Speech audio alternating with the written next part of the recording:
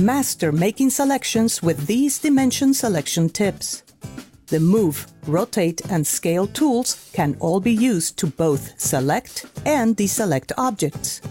Each of these three tools has an option called Group Select, which defaults selections to entire groups so they can be moved together quickly.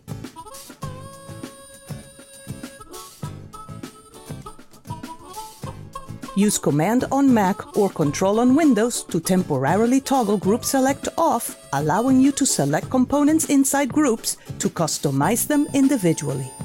Add and remove additional objects by holding Shift and selecting. Click on the empty area in the canvas to deselect all objects.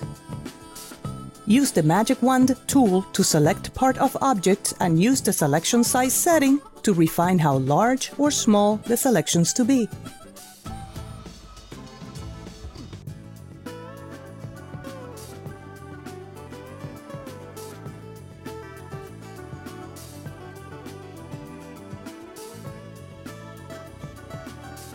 Select materials and decals applied to models by double-clicking. Getting familiar with these shortcuts will make selections and compositions faster. Thanks for checking out this video, and we can't wait to see what you make.